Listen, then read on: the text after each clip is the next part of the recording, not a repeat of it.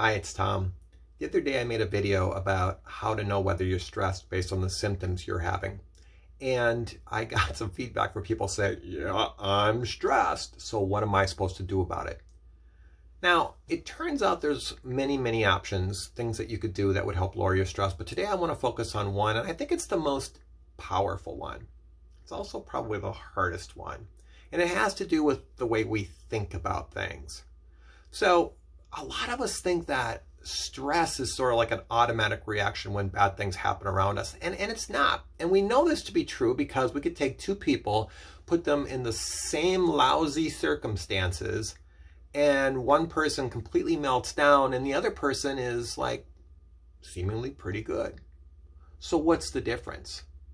I think the difference is the way the two people think about the situation.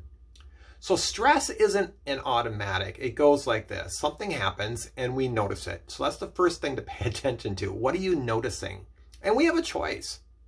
I mean, there are some things that you can't help but notice because they're right in front of your face.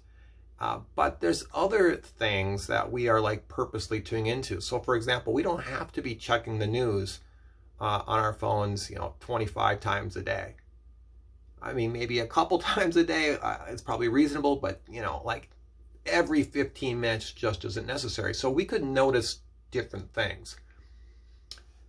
Regardless, once you notice something, your brain goes to work. And what it's doing is it's trying to figure out, okay, is this a good thing or is this a bad thing? Is this a threat to me? Or does this pose basically no danger? And if it feels like it is a threat, it poses some sort of danger, or it's in some way bad, then that's when we start feeling the stress, have the stressful reactions and the symptoms and, feel bad about it.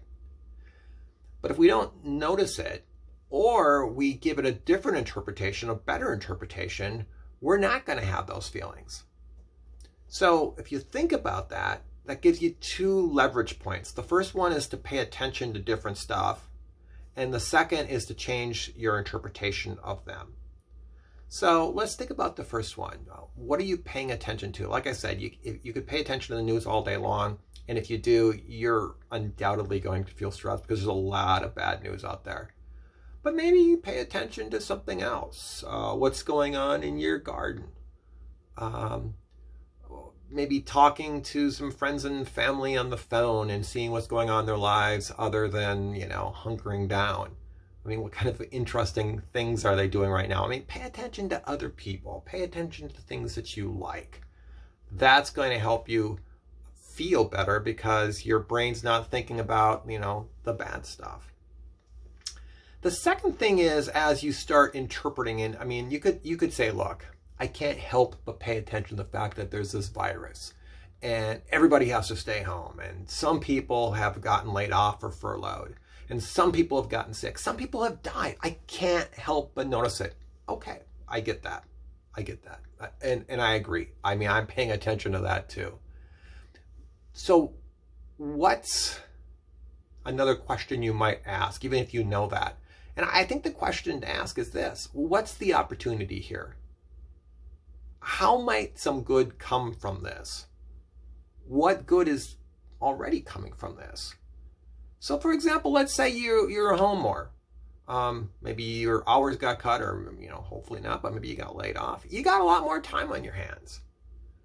And you could say, what can I do with that time? And even if you are still working, you're not driving to and from work, that's a time saver. And when you're not working, you're home. Where else are you going to be? You're supposed to be staying home, right?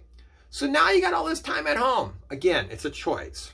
You could say, I hate staying home. I like going places. I know, but you can't, or you're not supposed to. So what's the opportunity? Well, you now got time to do some things that you don't normally get to do. I'd say, well, figure it out. Which of those things might you want to spend more time doing, and then do them. And see what happens. I mean, this thing is an opportunity, especially for time. And I think almost everyone says in normal times, they say their biggest stressor is they don't have time to do the things they want to do.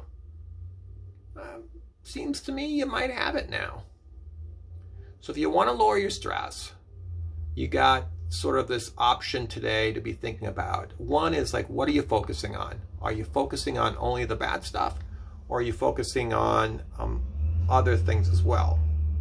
And even if you're looking at the fact that there are some bad things going on, how might you reinterpret them to discover and uncover some sort of opportunity? That's my tip. Give it a try, see how it works for you, and until next time, stay well.